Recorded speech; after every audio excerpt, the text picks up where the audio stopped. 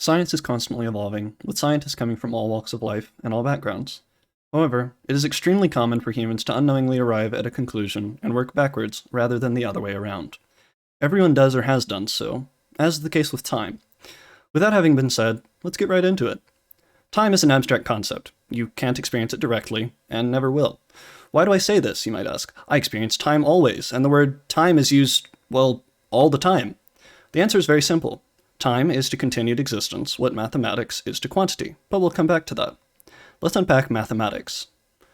Mathematics is also an abstract concept, an invention of ours, from various times and places in history, that has been absolutely essential to society and overall communication since its adoption. But before mathematics existed, everyone still understood what it represented in its simplest form, quantities. You understand the concept of 5 before you understand how to express it, and herein lies the nature of time. Take a standard yardstick, for instance. You have all these measurements structured in terms we can understand, in inches and feet and yards, or using the metric system, a different way of representing the same thing. But in the end, it doesn't matter, and is used to further our understanding of and ability to navigate the world, and be able to communicate concepts with one another, just like language. Now we come to time. What is a second, a minute, an hour, a day, month, a year? The answer is simple, nothing. Just like the sound 5, it doesn't mean anything at all until you assign a meaning to it. But everyone experiences time, though, you say, and that's partially true. What we call time is just continued existence, experiencing the cycle of day and night, of seasons, and so on.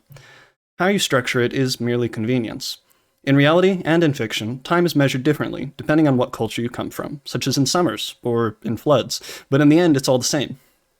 Although continued existence itself is a concept that is easy to understand, saying time is fundamental to the universe because we experience it is the same as saying mathematics is fundamental to the universe because quantities exist. Neither statement is true because both concepts are, while completely real in that they represent real things, also completely abstract in that they don't exist like the very concrete elements that are the fabric of the universe, such as hydrogen, helium, oxygen, carbon, and they are more akin to a concept like science, which I'll get back to. The reality is that they are and always have been only measurements. This isn't an incredibly complex topic, as anything one cannot directly experience is by definition abstract, but there's also no evidence that time is part of, well, anything beyond measurements.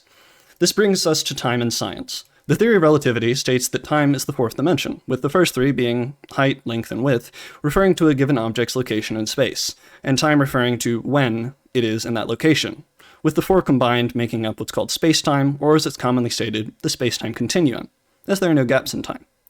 However, time being fundamental to the universe, much less being affected by gravity and such, is laughable as a concept. There's always a better explanation. Time itself doesn't need to exist as a concrete concept for science to function. It only needs to be acknowledged for measurements. In recent times, the notion of time as physically existing has been disputed. And this is progress, but the message hasn't gotten around. Referring to two clocks measuring time differently as a fancy concept like time dilation is laughable, and with Occam's razor, it is very easily found to be so, as the difference between two clocks' measurements of time is much more easily attributed to faults in one of the clocks itself, not fundamental to the universe. Time simply can't exist in the universe, and the concept of time travel, while often but not always deeply entertaining and well thought out in fiction, has no basis in reality. Starting with the assumption time exists and working backwards to figure out how it applies to physics is no valid basis for scientific theory, and many physicists today are working feverishly to disabuse the notion of time as a part of physics, a function of the universe. It isn't an illusion. It isn't more complicated than one thinks. It just doesn't exist at all. The past exists, and there's no concrete reason to believe otherwise. Saying that something traveling faster isn't as affected by time is laughable, as it's much more reasonable to come to literally almost any other conclusion. And saying that because our brains don't process everything we see instantaneously, and because the light of stars must travel, that when we process these phenomena, we are looking backward in time is extremely dramatic. While time is essential to many measurements, that doesn't mean it is concrete, or that it is reasonable to say that one is ever looking backward in time, just because light took 2.4 million years to get here from the Andromeda galaxy.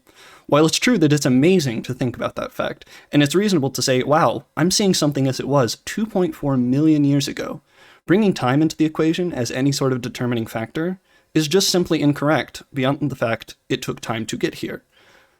I understand this is in many cases an issue of communication and a little more, but there are also many who need to hear this, and so I am here to say.